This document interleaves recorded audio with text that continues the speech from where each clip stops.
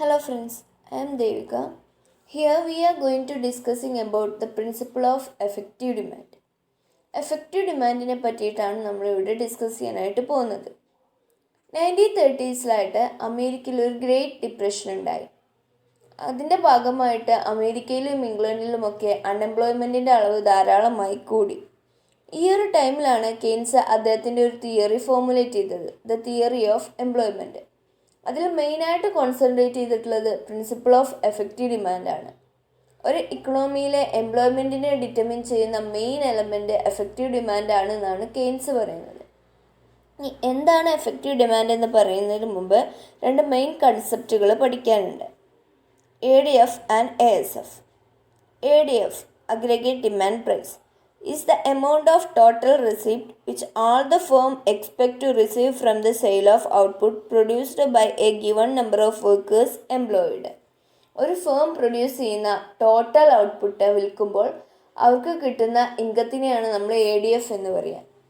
As more labour is employed, more output is produced and the total proceeds are greater. കൂടുതൽ ആളുകളെ employ ചെയ്യുമ്പോൾ ധാരാളം output ഉണ്ടാക്കാനായിട്ട് സാധിക്കുകയും അതിലൂടെ അവരുടെ ഇൻകം കൂട്ടാനായിട്ട് കഴിയുകയും ചെയ്യും. Next ASF, aggregate supply function അല്ലെങ്കിൽ aggregate supply price, is the total cost of production incurred by producers by employing a certain given number of workers. Producers അവരുടെ പ്രൊഡക്ഷൻ നടത്തുന്നതിന് വരുത്തുന്ന ടോട്ടൽ കോസ്റ്റിനെയാണ് നമ്മൾ ASF എന്ന് പറയുക. As the amount of proceeds increases, a greater amount of employment will be offered to workers by employers. Income കൂടുന്നതിനനുസരിച്ച് പ്രൊഡ്യൂസേഴ്സിന് അവരുടെ വർക്കേഴ്സിന് കൂടുതൽ employment offer ചെയ്യാനായിട്ട് സാധിക്കും. The ASF is regarded as a stable in the short run because it depends on the technical conditions of production, the availability of raw materials, etc.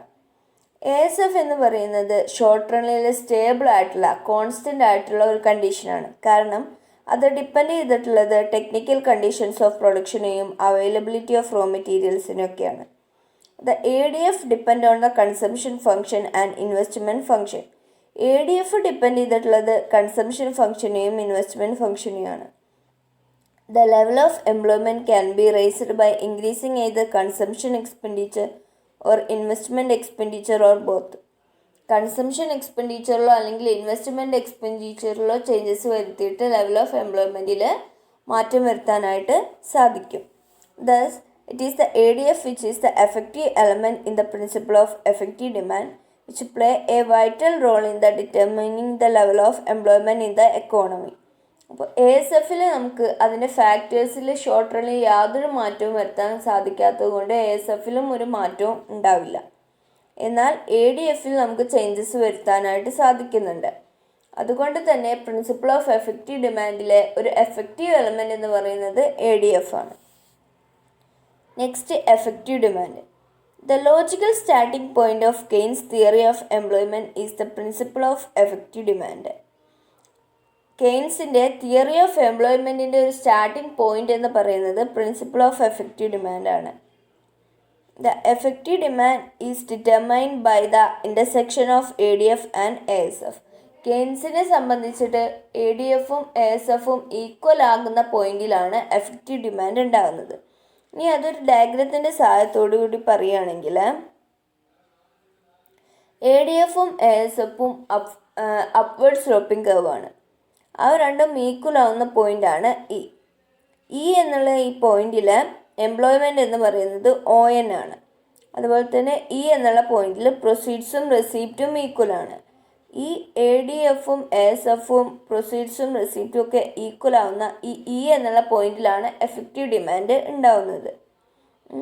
ഇനി ഒരു പ്രൊഡ്യൂസറിനെ സംബന്ധിച്ച് എന്നുള്ള ഈ എഫക്റ്റീവ് ഡിമാൻഡ് എന്നുള്ള പോയിന്റിൽ അവർക്കുണ്ടാകുന്ന കോസ്റ്റും അവരുടെ ഇൻകവും ഈക്വൽ ആയിരിക്കും. Next importance of effective demand. First important എന്ന് പറയുന്നത് ഡിറ്റർമിനേഷൻ ഓഫ് എംപ്ലോയ്മെൻ്റ് ആണ്.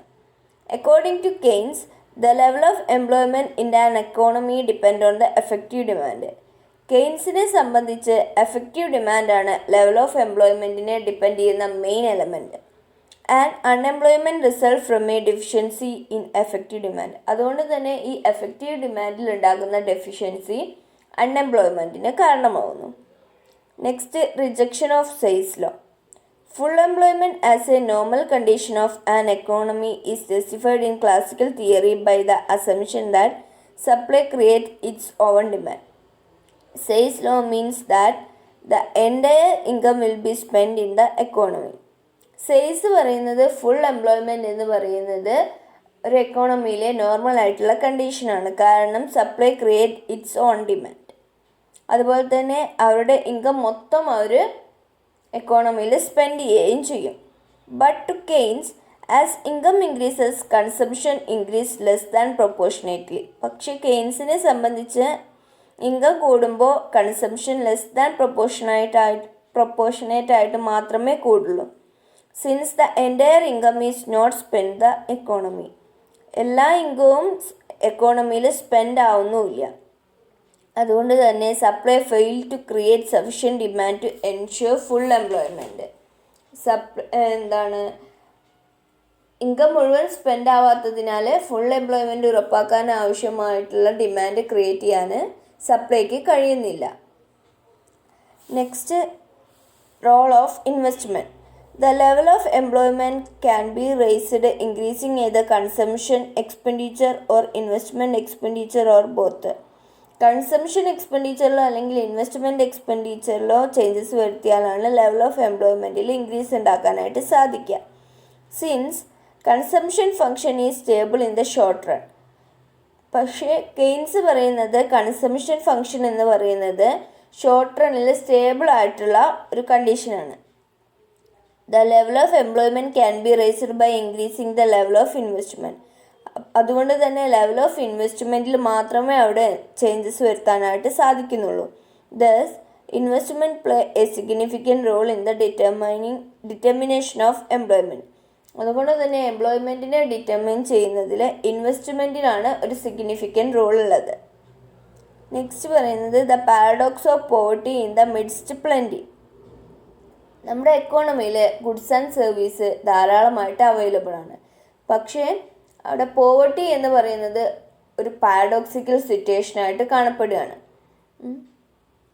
According to Keynes, a wealthy community will have great difficulty in maintain full employment because of the large gap between income and consumption. കെയ്ൻസിനെ സംബന്ധിച്ച് ഒരു wealthy കമ്മ്യൂണിറ്റിയിൽ full employment maintain ചെയ്യുക എന്ന് പറയുന്നത് ഡിഫിക്കൾട്ടായിട്ടുള്ള കാര്യമാണ്. കാരണം അവിടെ ഇൻകവും കൺസംഷനും തമ്മിലൊരു ലാർജ് ഗ്യാപ്പ് നിലനിൽക്കുന്നുണ്ട്. കെയ്ൻസ് പറയുന്നത് ഇൻകം കൂടുന്നതിനനുസരിച്ച് കൺസംഷൻ കൂടും, പക്ഷേ ലെസ് ദാൻ പ്രൊപ്പോർഷനേറ്റ് ആയിട്ട് മാത്രമേ ഉണ്ടാവുള്ളൂ. നമ്മൾ ഇൻകം മൊത്തം കൺസംഷന് വേണ്ടിയിട്ട് ഉപയോഗിക്കില്ല, കുറച്ച് മാത്രമേ ഉപയോഗിക്കുള്ളൂ. ബാക്കി നമ്മൾ സേവ് ചെയ്യുകയാണ് ചെയ്യുക. ഈ സേവിങ്സ് ആണ് പിന്നീട് ഇൻവെസ്റ്റ്മെൻ്റ് ആയിട്ട് മാറുന്നത്. Since the typical investment demand is inadequate to fill this gap, the economy will face unemployment. Thus, unemployment and poverty exist on a mass scale in the midst of potential plenty. ഈ gap നികത്താനായിട്ട് ഇൻവെസ്റ്റ്മെൻറ്റിന് കഴിയാതെ വരുന്നു. അതുകൊണ്ട് തന്നെ അവിടെ എന്തുണ്ടാവും? Unemployment ഉണ്ടാവും. ഈ വ്യാപകമായിട്ടുള്ള ഈ തൊഴിലില്ലായ്മ പോവർട്ടിക്ക് കാരണമാവുകയും ചെയ്യും. ഈ 4 പോയിൻ്റാണ് അതിൻ്റെ ഇമ്പോർട്ടൻസ് ആയിട്ട് വരുന്നത്. Thank you.